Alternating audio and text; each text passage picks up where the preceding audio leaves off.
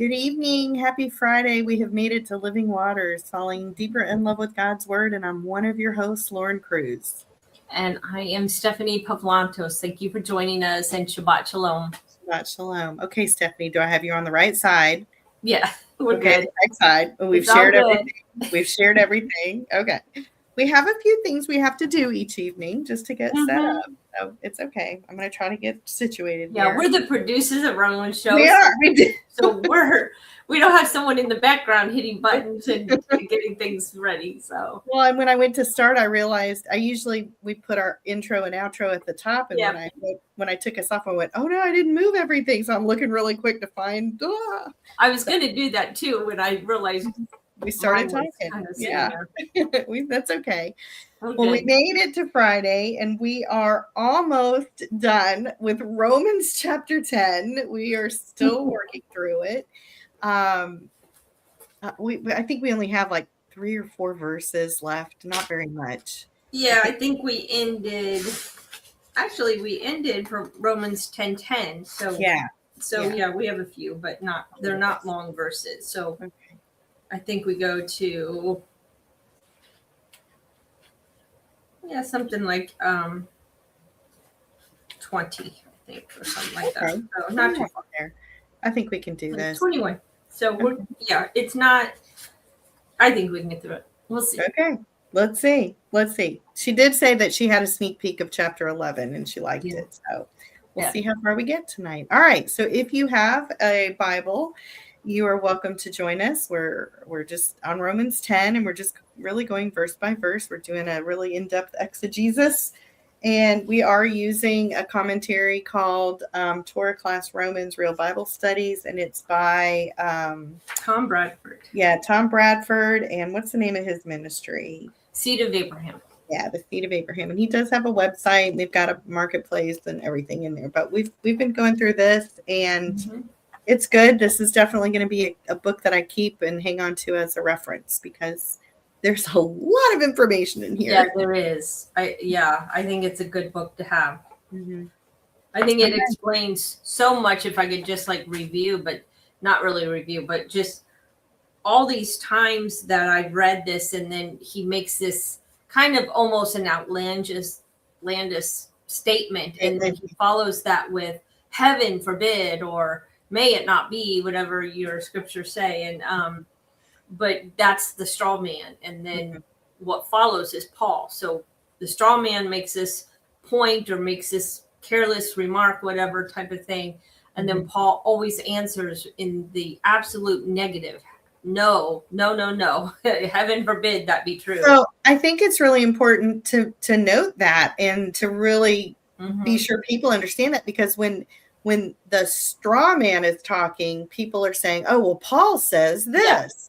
Yeah. And if you don't understand that Paul is using this technique, which is a very strong rabbinical rhetoric technique of the time, and if you don't recognize that, he's not really saying this, he's anticipating how people are going to contradict him. Yeah, it's a counterclaim. I know this is so funny. I teach writing in English. We have to write essays. And so when we write argumentative essays, we have to acknowledge the counterpoint. I know you're going to say this, but you're still wrong. So it's the same method. We've just we have updated it and called it something different, but it was right then. Because he's talking to a Jewish audience who walk and follow the halakha. So this is not just the 613 laws of the Torah, but it's also additional laws of man and traditions of the Jewish people, and basically from the Pharisees and rabbis and stuff like that, and their sages. So they incorporate all of these together. So they have it's called Jewish tradition, or the elders, or the tradition of elders, I should say. And so all of that together makes up the halakha. And so it's not just Torah, but what they do then, or what they have done, is they have their, just like we can read any commentary and it tells us kind of what this verse means, Well, the rabbis did the same thing. So they have commentaries all packed into oral law, written law, and all of that. And so they kind of have their own take on what God really meant. Right. But the problem is what they say, what those sages and Pharisees and rabbis said were now elevated to above God's word. Right. That was where some of the problems came in. Which this is the same argument that Jesus said. I mean, when he was rebuking the Pharisees, he was rebuking, you have heard it said, and whenever you hear that term, you have heard it said, he's quoting oral law, right? Yeah. So, and he refutes it, but I say, and so Jesus did the same thing. And so for Paul now to take up that mantle, he's not discounting law, right? Because Jesus even said, not one jot and tittle is going to pass. So you have to kind of put the pieces together and show how they're not contradicting each other. They're saying the same thing. Right. You just dig in a little bit more. Yeah, and understand that he's arguing with this invisible man, so to speak, because he doesn't know these people at the Roman assembly. So he's not pointing out anybody specific, but he's talking to the church, so to speak, the assembly or congregation that is made up of both Jews and Gentile, believing Jews and Gentile. Right. And so there's been disagreements among them. So. All right. Well, we left off at Romans 10:10. I know I'm on page 258, 259 in the book. Is there anything there we didn't talk about last week? I don't know. I think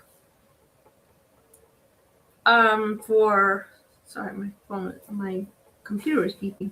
Let me just read Romans 10:10 just as just to get the setting. Yeah. Sure. So, go for it. For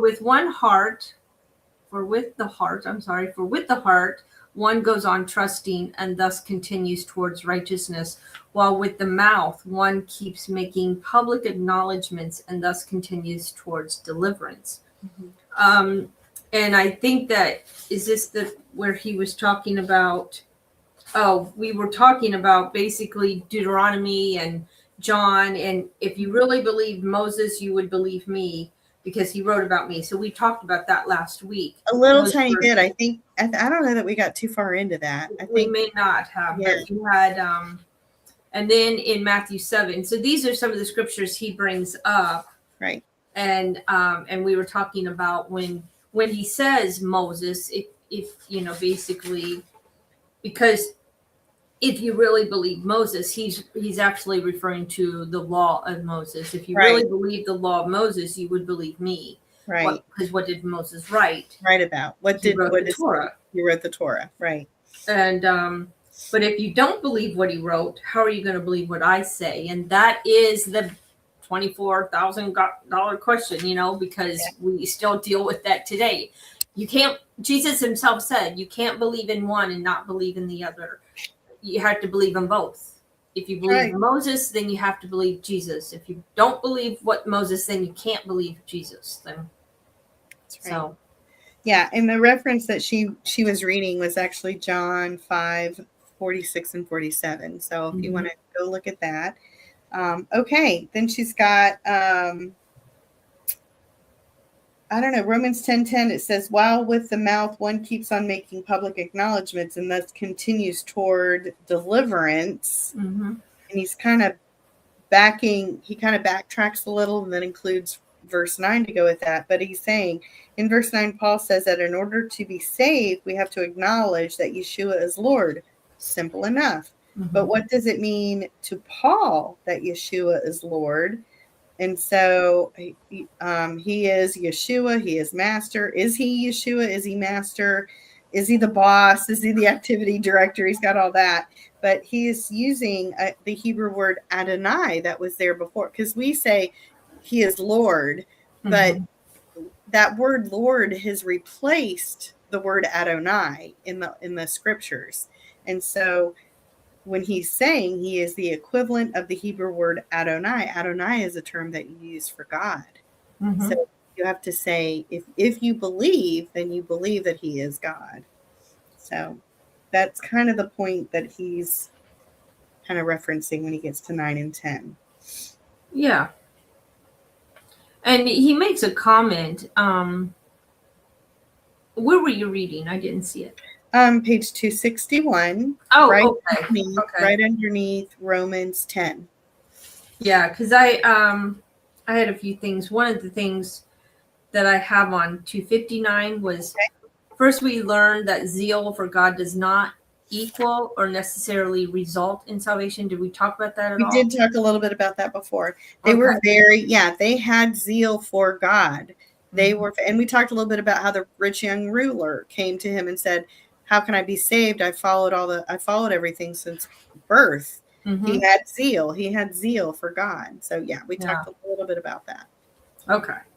All right. So then, yeah, and I think that I just highlighted in verse 10, one keeps on making public acknowledgement. And this kind of actually goes with 11 and what I was reading, because he's really talking a lot there before you get into the tree, grafting in.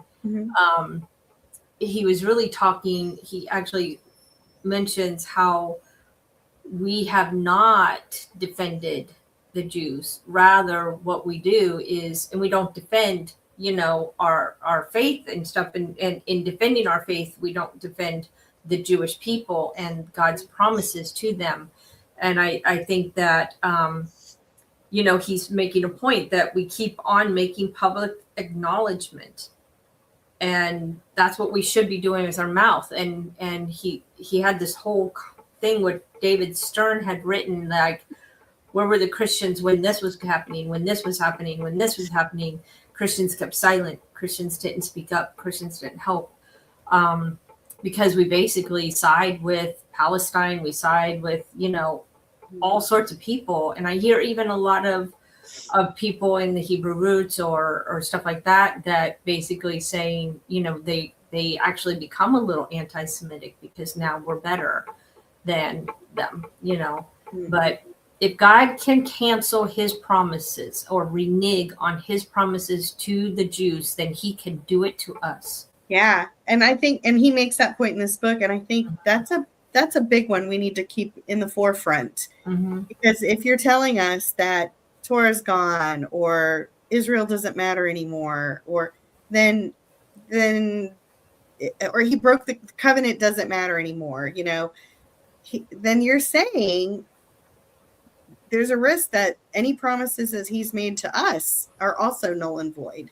or could become null and void. Because if he can do it to them, he can do it to us. And I think that we have to remember, if we don't want to be, and then even making the argument, well, they all didn't believe.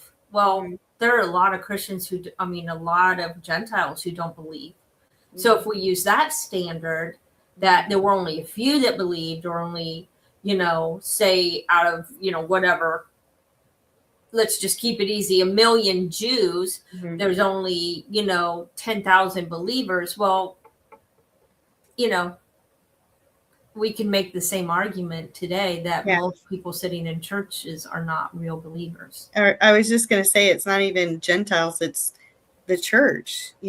There's a reason it's called a remnant. There's a reason it's a narrow path. There's a reason, there's it's few. And I'm not saying, nobody's saved, or that's not, but like, salvation is more than just saying, yeah, I believe in God.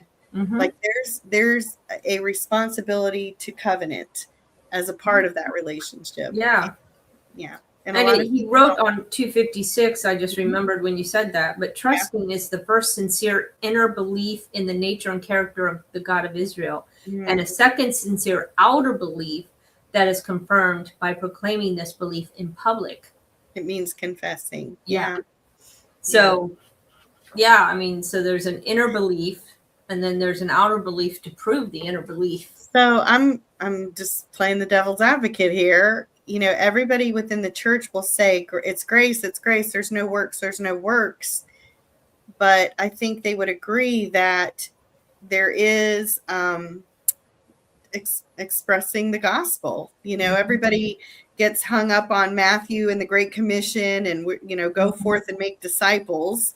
Right. That's works. That is works. And that takes an element of obedience. Yeah. Discipling somebody's work. Discipling is work, and discipling is obedience and using your gifts. And well, why is that okay? But still incorporating Torah into your life is not okay. Right. So I don't know. Yeah. And and like we were talking before we started recording, but why is it a problem? I mean, why do if I post, like even this show shows up on my YouTube channel and you'll have somebody make comments like, we'll pray for you that you find Jesus, or I'm not lost. Right. Lauren's not lost. We're believers in Yeshua. We follow him. We love him. We're not lost because we choose to keep the commandments and the instructions of God. So I don't understand where we go to, and I even saw comments where I had to ban a guy on my Facebook page because he would not stop telling me that I was basically going to hell, that it was demonic to follow God's commandments. Oh my goodness. It was demonic to follow his law. So there's no light in it. You are without light. You will be judged. Yeah. And I was like, I asked him nicely to stop. I said, if you don't believe like I do, that's fine. Don't follow my page.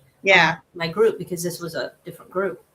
But so I finally he was commenting on anybody who posted on my page. He was making the same kind of comments. And even on this show, he was making comments, and I was having to just get rid of all his comments. But finally I had to just keep him, but why did he have this agenda that he had to come after everything I was posting and everything that I felt very strongly about? I don't know, but that's what's happening. So yeah, it happens. It definitely happens, which keeps people from wanting to speak up.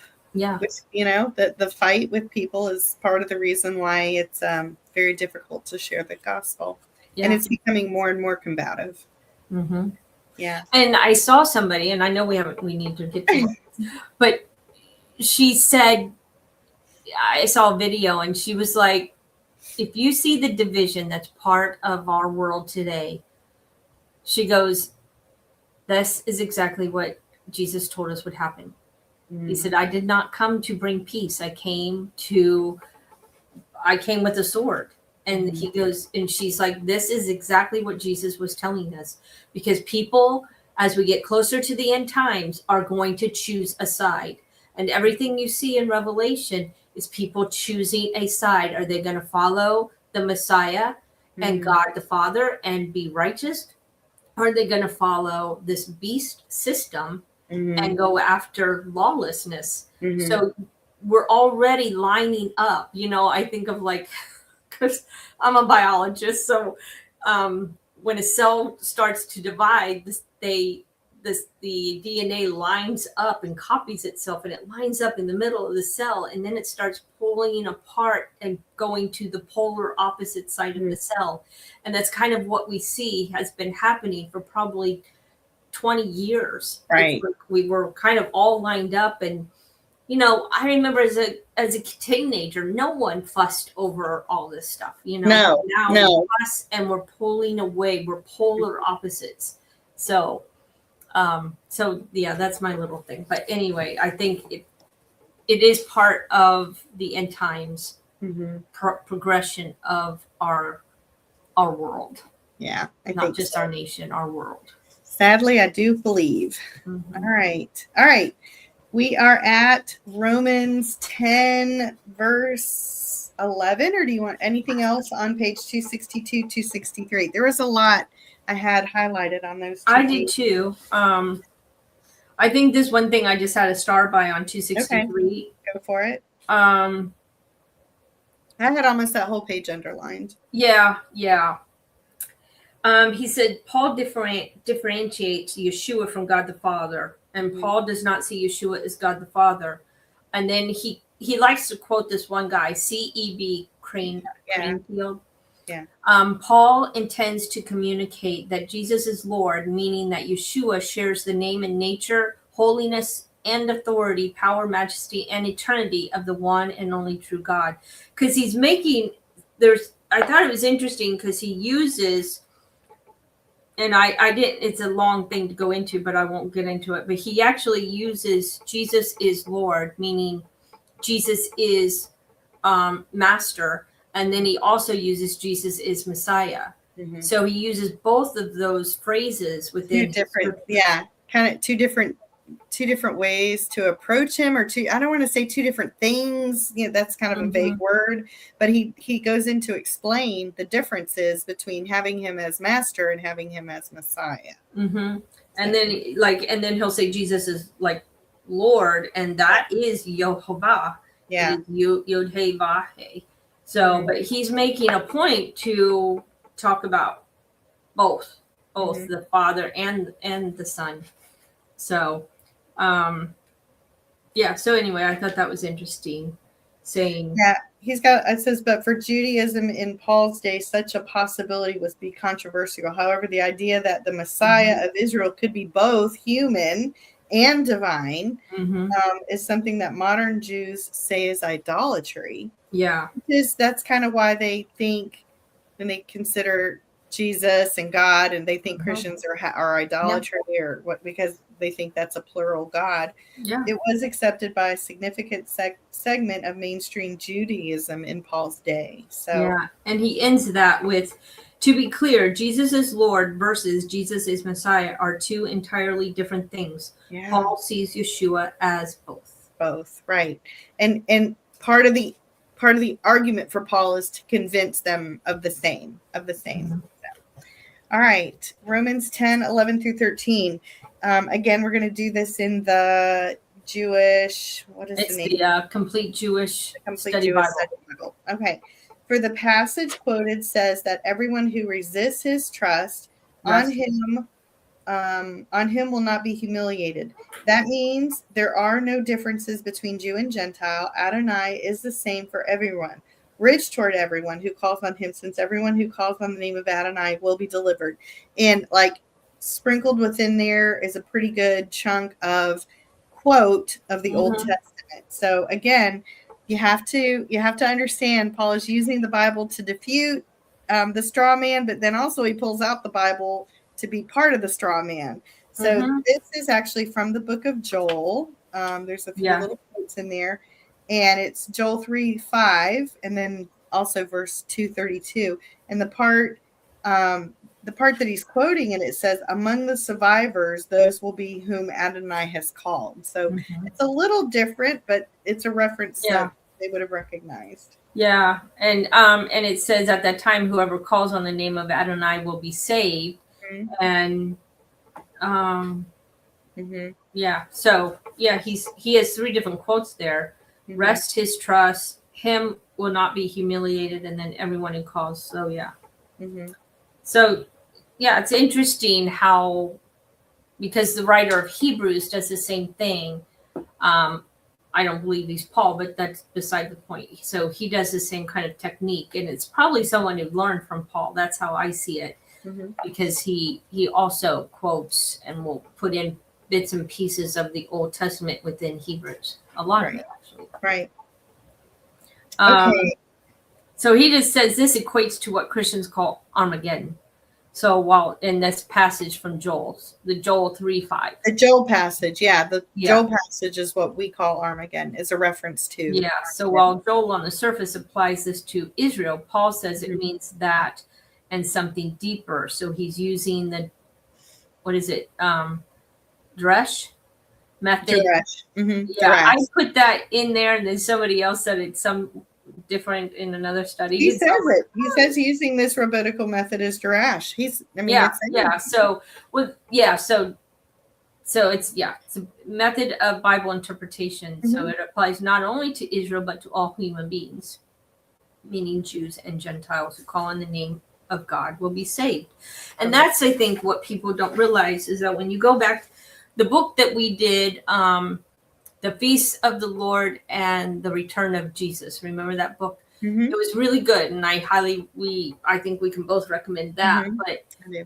But he shows how each of the feasts, all 7 feasts, will be played out in the future, even Passover, all of them. And one of the things that we miss is there is another Exodus at the end of time. Mm-hmm. And when he does the same thing he did in the first Exodus, and he brings all of his people back from all these countries, Mm-hmm. meaning Egypt and the Middle East and all of that, and he brings them over the Red Sea, through the Red Sea, through the Euphrates. You know, he brings them from all of those places, and that's where we see this all happening. And those people, it says that they will see the one whom they pierced, and they will basically repent because they will know he's the Messiah. So there is a remnant that is going to be saved during this time. That's right. That's right.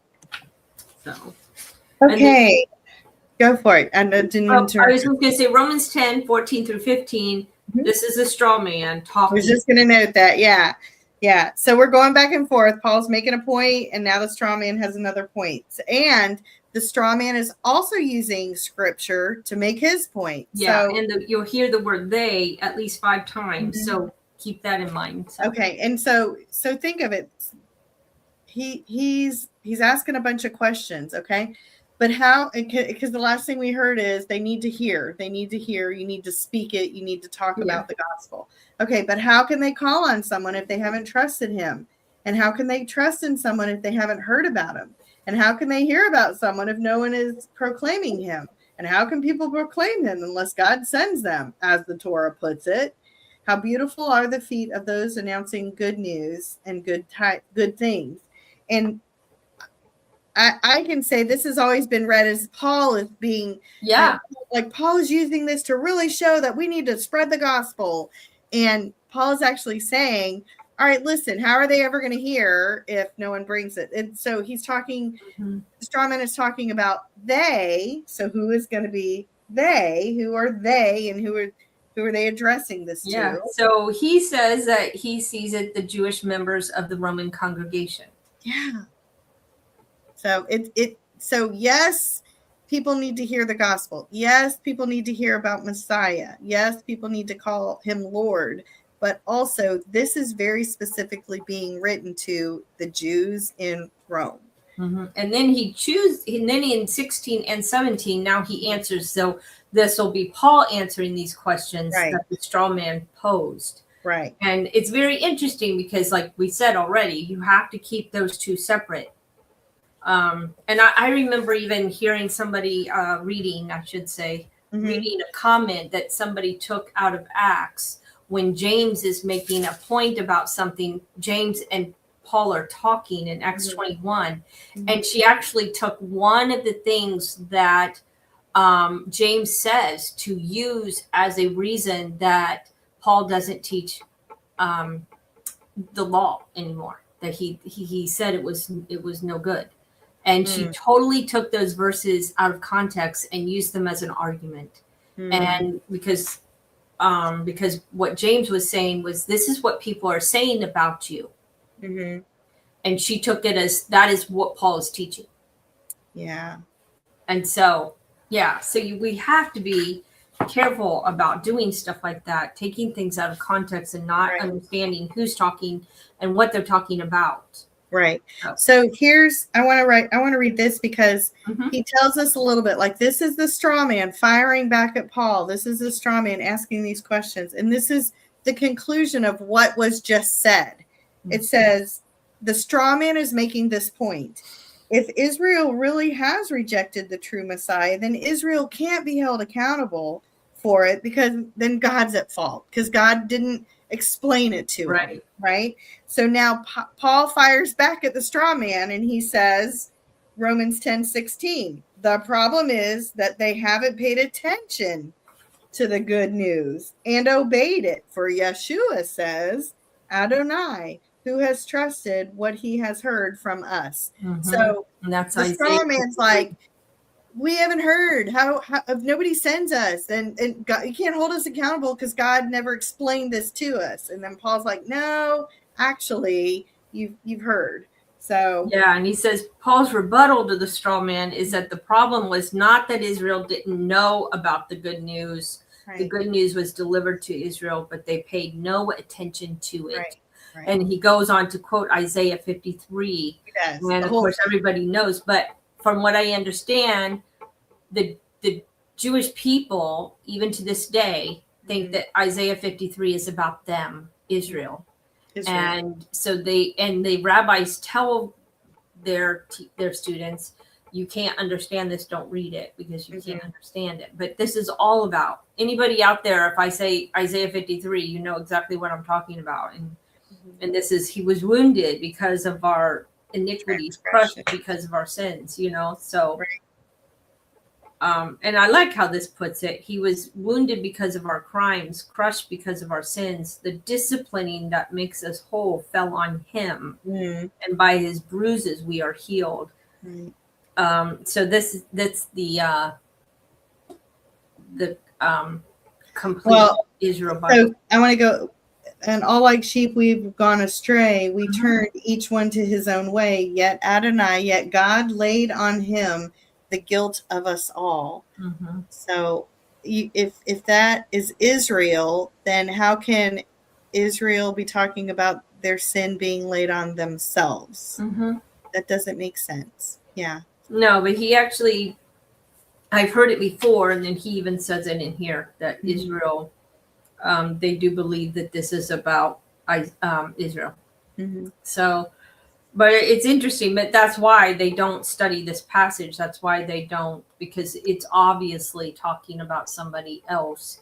And they can't allow this to be about, you know, basically, I hate to put it that way, but to say it's the Messiah who's already come would shatter everything that they believe. Right.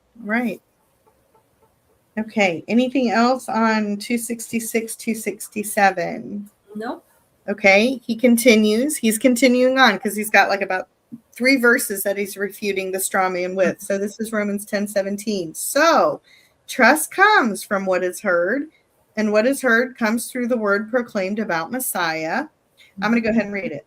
But I say, isn't it rather that they didn't hear? No, they did hear. And then he's quoting another scripture. Psalm 19. Their voice has gone out throughout the whole world, and their words to the end of the earth.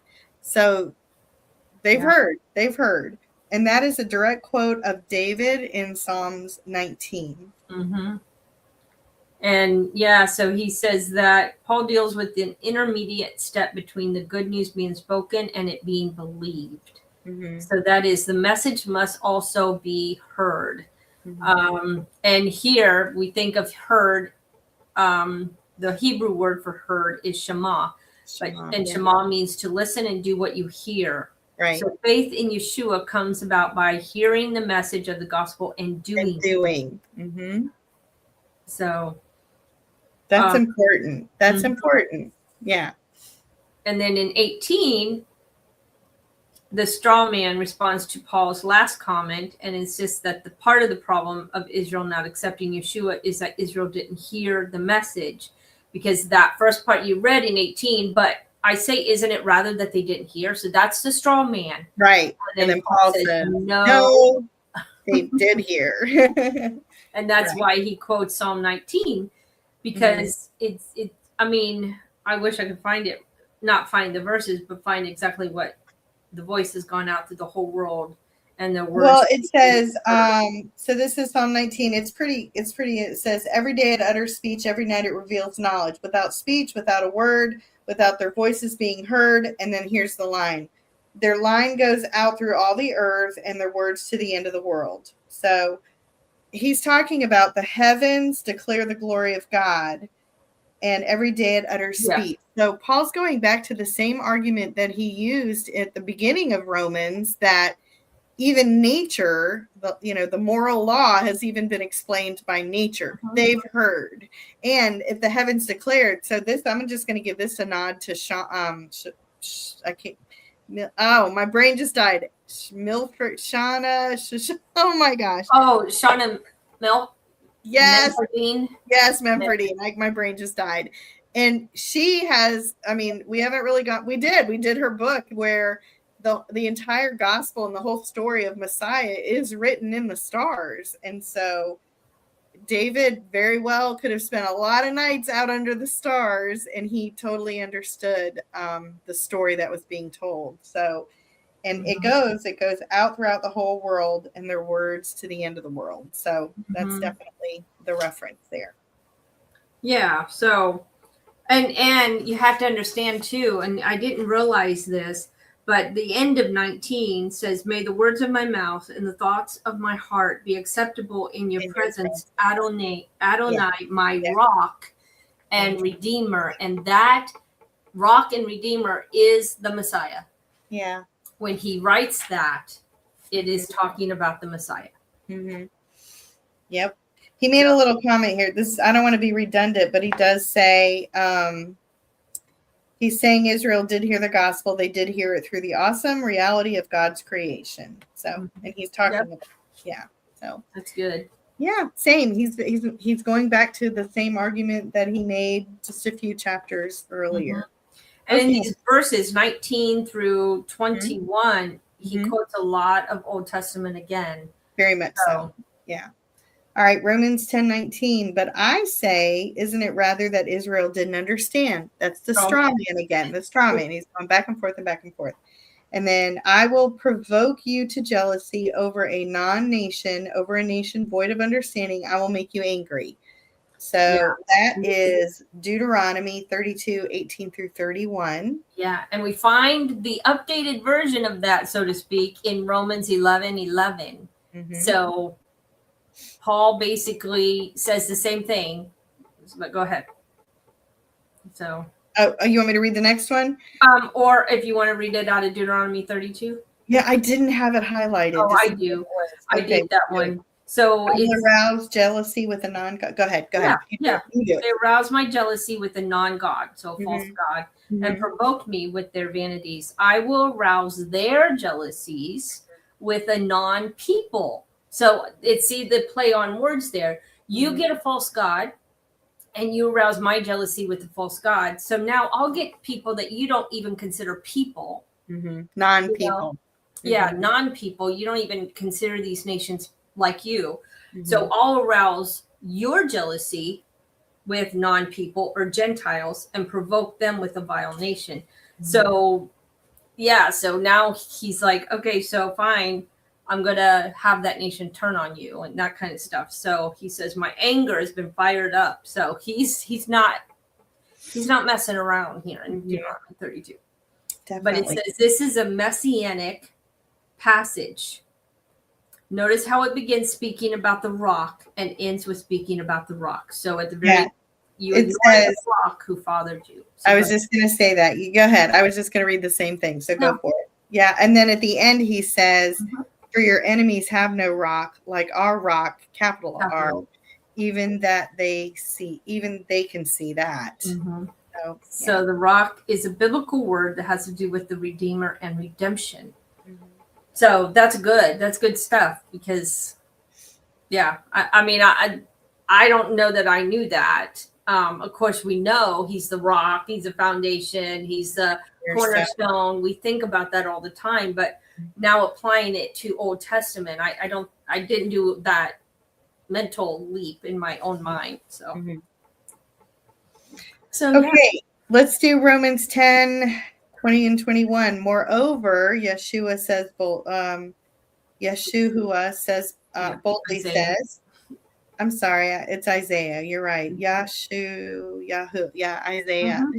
All right. So Isaiah is saying, and he's quoting Isaiah again. So this is all bolded. I was formed by those who were not looking at me because I became known to those who did not ask for me. But to Israel, he says, all day long I held out my hands to a people who kept disobeying and contradicting. So he's following up Romans with a passage from Isaiah 65 now. He's jumping to Isaiah 65 and 1 through 7. So he's got quite a bit of verses there. Yeah, and I did the first bit on the 271 was basically what he's doing. It says, I made myself accessible to those who didn't ask for me. He's talking about Gentiles. Right. I let myself be found by those who didn't seek me. I said, here am I, to a nation not called by my name. Mm-hmm. I spread out my hands all day long to a rebellious people. Mm-hmm. And so, so here he's talking about Israel and Gentiles. So, but he said, did you have anything under that 272 highlighted? Oh my, no, but listen to but I think we should camp here for a second. Yeah. It says they follow their own. Okay, so he's defining, this is God defining disobedient people. Okay. This is the rebellious people who live in a way that is not good, who follow their own inclination, people who provoke me at my face at the time, sacrificing gardens and burning incense on bricks. They sit among the graves. They spend the night in caverns. They eat pig meat. And their pots hold soup made from disgusting things. They say, keep your distance, don't come near, because I'm holier than you. There are smoke, and these are smoke in my nose and a fire that burns all day. So he's specifically identifying rebellious people, and he's identifying the law as being broken. Mm-hmm. Yeah. Yeah, this is Isaiah. This isn't Isaiah. Torah. This is Isaiah 65. Mm-hmm. And he says it more than once in Isaiah about people who eat pig. Mm-hmm. I mean, God is disgusted by it. So and he says this is smoke in my nose. Mm-hmm. because if you think about when they would sacrifice and the sacrificing was pleasing to God, he would say it's a good aroma. Mm-hmm. So to say it's smoke in my nose, and I can actually attest to that. Right, like 5 minutes before we got on air, my smoke alarm went off. Yeah. 2 up here. We have 2 in this hallway, and they're both going. And she's like, "Is that your house?" Well, I didn't know if it was my house or your house.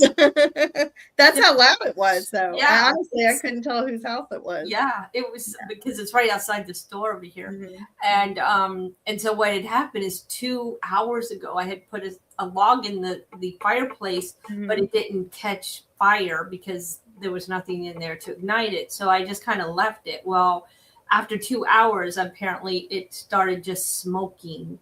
And then all the smoke came out of the vents of the fireplace into the house. And luckily my husband started opening doors to the outside to get the smoke out. Mm-hmm. So it wasn't still going off when we were trying to do our show. That's right. But smoking your nose is not good. It's not good. So he's not saying this is a good thing. Mm-mm. And he tells them, keep your distance. Don't come near me. And clarify too, because they're offering incense. They think they're making offerings to God. They think they're doing the right thing and, like pleasing him. And he's like, it's just smoke in my nose. Same thing. I don't desire sacrifices of bulls. He really doesn't want that. Mm-hmm. Yeah, Isaiah's a good book. Maybe we should study Isaiah next. Oh, yeah. That's a lot of 65 chapters. We might as well just do that. We'll be here a while. Hey, that's okay. We got time. All right. Well, we made it to chapter 11, y'all. But I know, and we have about a little over 10 minutes, about 13 minutes or so. Stephanie, I know that you're ahead of me, so you have read into chapter 11 a little bit. And she said the first several pages is basically just about verse 1. Just about verse 1. So, do you want to go ahead and summarize? Yeah, I can kind of just give an overview of some of the things. And I was telling Lauren before we started recording that there were some really interesting points in here that I had not even thought about, and that struck me. And then I even took my book down to where my husband was and started reading some of the stuff to him. And but just to Romans 11:1, because again it ends, if you realize, it ends with him defending or actually the straw man defending Israel and the reasons why they don't know or don't understand and didn't hear. And he's like, no, all that's wrong. Israel is guilty. And he even says, Tom Bradford even says, the bottom line, Israel is guilty, guilty, guilty. They knew the Lord and his word by any number of means. And it says they rejected him. He did not reject them. So here's what Paul says. So again, we're starting out with the straw man. And then whenever you see heaven forbid, you know that's Paul. So it says, in that case, I say, isn't it that God had rejected or repudiated his people? And Paul says, heaven forbid. For I myself is a son of Israel, from the seed of Abraham, of the tribe of Benjamin. And so Paul is saying that God did not reject his people. He can't be any clearer about it. So all these people who constantly tell us, and I've heard it myself as a kid. God's rejected Israel. God's rejected Israel. Yeah. Right here, Paul is saying, no, he didn't. No, I'm telling you, he didn't. And it says, proof of the fact is that Paul himself is an Israelite who is the seed of Abraham. Specifically, his heritage is from the tribe of Benjamin. Paul is using the term seed of Abraham, and it has a double remez meaning. Double meaning. So that is, it has the plain sense meaning and a deeper meaning. On one level, it's saying that he is a spiritual seed of Abraham, who is a representative of the covenant promise of salvation. On the other level, it is to make a point that he is flesh and blood Hebrew. He is not a converted Gentile. So he is an actual blood descendant from Abraham, Isaac, and Jacob. And then he gives these other, and this is what I thought was good too, because he gives, if God has indeed rejected his people, Israel, due to their unfaithfulness, then God has broken his promises, and he is a liar. I added that. He's a liar. Because if God is omniscient, which we all know and all claim, he saw what they were going to do before they ever did it. Right. Made the promise anyway. He made the promise anyway. So it makes him a liar if he breaks his promises, because he knew. He had the knowledge that they weren't going to hold to the promise, to the covenant. That's tough. That's a hard one for people to consider, you know? But if he will do it to them, like we said earlier, then what's to keep him from doing it to the Gentiles? So he gives 3 verses. 1 Samuel 12:22. For the sake of his great reputation, Adonai will not abandon his people, because it has pleased Adonai to make you a people for himself. Psalm 94. For Adonai will not desert his people. He will not abandon his heritage. Jeremiah 33, and this is in 23 through 26. And he's basically talking about the 2 houses, and he's like, people are saying Adonai has rejected the 2 families he chose. So Israel and Judah, I believe, is what he's talking about. Hence, they despise my people and no longer look at them as a nation. Now, is that not what we see today? So it says right here, haven't you noticed the people are saying Adonai has rejected the 2 families he chose? This is in Jeremiah. Hence, they despise my people and no longer look at them as a nation. But here is what Adonai says.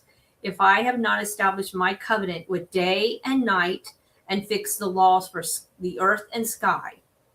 Okay, so he's saying if I don't keep day and night separate and keep them in their place, if I don't keep the sun and the moon and the stars in the sky and doing what they're supposed to do, then I will also reject the descendants of Jacob and my servant David, not choosing them from his descendants, people to rule over the descendants of Abraham, Isaac, and Jacob. For I will cause their captives to come back, and I will show them compassion. So he's saying if I let the rules of nature go awry, right, when the world ends, basically, then if I allow the covenant, basically what I've done with the sky, the moon, the stars, the whole thing, then yes, I'll reject them too. Yeah. But when you see the stars start falling out of the sky, so to speak, the sun moves from its place. So he's basically just so you don't get that incorrect, he's basically using an analogy that about what he's done in the creation. So, but then he goes back to Romans 8:35 and 39 by saying, which is a good point. Yeah. You want to read that one? Yeah. So he's going, Tom Bradford is reminding us. Remember, Paul said this just a few chapters ago. It says, who will separate us, the Jews, from the love of the Messiah? Trouble, hardship, persecution, hunger, poverty, danger, war, as the Torah puts it. For your sake, we are being put to death all day long. We are considered sheep to be slaughtered. No, in all these things, we are super conquerors. We are more than conquerors through the one who has loved us. For I'm convinced that there's neither death nor life, angels nor other heavenly rulers, neither that exists nor what is coming, nor powers above or powers below, or any other created thing that will be able to separate us from the love of God, which comes through Messiah Yeshua, our Lord. And this goes on. He goes on to say just what I said a little earlier, because if we say, well, not all Jews accepted him, well, there were a lot of Jews that accepted him. Right. Of course, all his disciples, and there were hundreds of people that followed him around, and not all of those rejected him. Right. But if you look in Acts, it talks about the Pharisee party. There were Pharisees that were now believers in Yeshua. There were priests that were believers in Yeshua.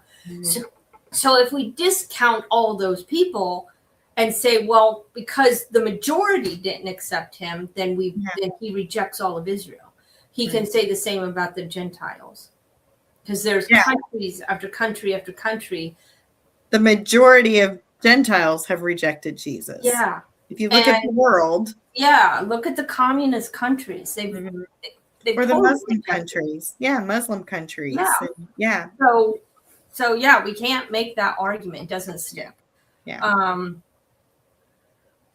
So it says, God did not renege on his promises to the original elect Israel, nor did he create a new and different elect, the Gentile church. That's a good one.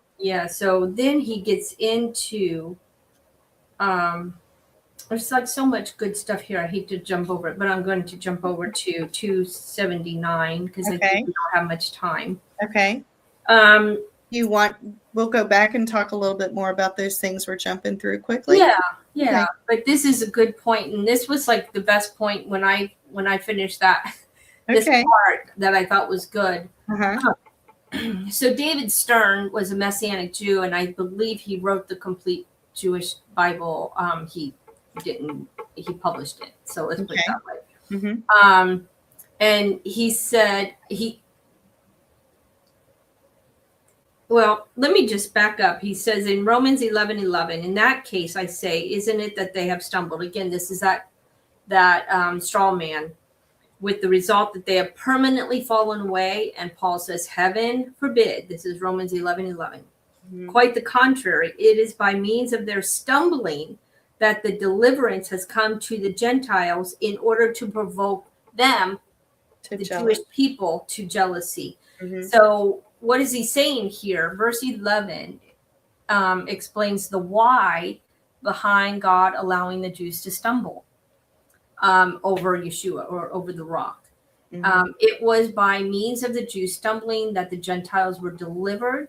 Delivering the Gentiles was to provoke Israel to jealousy so they would be saved. That's his end game. That's the end goal there. The end.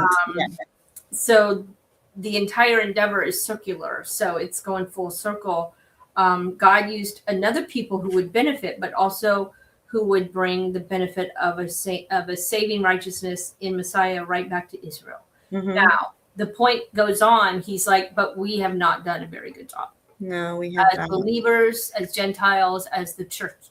We have not at all made them jealous. Actually, we've done the opposite. Very much so. And I can't help but wonder if maybe, just maybe, this date and time, the Messianic movement is growing, because if you are a Messianic believer, you can have a conversation with the Jew. You can talk to them about the real interpretation and understanding of Old Testament and Torah. You can tell them how much you love Torah, right? And then you go a little bit further and begin to speak to them about Messiah. Like, if you have to be on their page. You have to. Yeah. You can't say, "Oh, by the blood of Jesus, you're saved," and come, and you don't be Jewish anymore. It's the church now. Are you really think they're going to be jealous of that and come? No, they were lacking. And he makes a quote here. This is David Stern.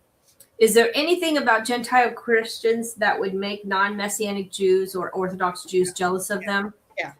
And he's basically saying, no. It is great shame. Not only has the church not provoked the Jews to jealousy, but it has engendered repugnance, rejection, I guess, and fear, so that the Jewish people, instead of being drawn to the love of their Jewish Messiah, Yeshua, usually come to hate and ignore him, remaining convinced that their non-Messianic Judaism or secularism or agnosticism is superior to Christianity. That's actually the message we've given. Whether we know it or believe it or not, that's actually what we have done. Right. That word repugnance that you were stumbling on, it actually means disgust. Oh, is that okay? I was thinking it was that other word. Yeah. It's repugnant. It's just disgusting. Yeah. Says the English teacher. Yes. If this seems a harsh judgment, then let us hear of which Christian Jews are expected to be jealous of. Yeah. And this is where it gets really ouch. Of the Christians who trapped Jews in their synagogues and burned them alive. Now he's going back in history. Of the Christians who forced Jews to hear conversary sermon. I can't talk. Sorry.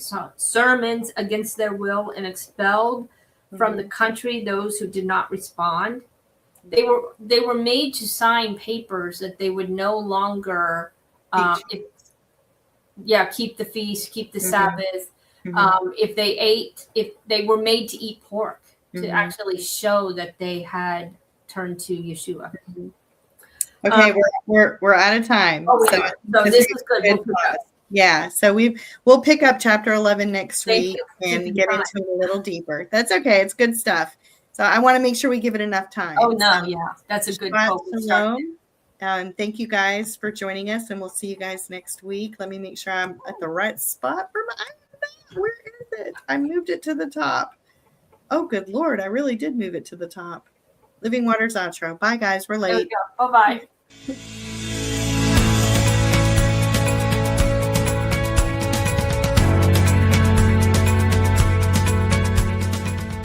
If you missed today's show and want to watch it again or want to tell someone where they can watch this episode, go to lambnetwork.tv, where you will find this show and all of the other live Lamb show archives on the on-demand section of the website.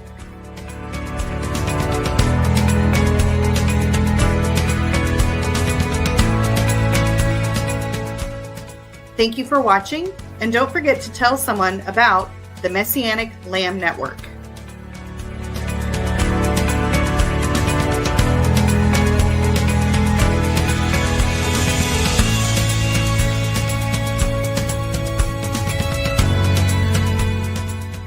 We are richly blessed to bring you what we believe is the fullest, most diverse, yet up-to-date progressive teachings, discussions, and prayer programming you can find anywhere on this planet. Be sure to take the tour of the lambnetwork.tv website. I'm Stephanie Pavlantos, thanking you for joining us on the Messianic Lamb Video Network.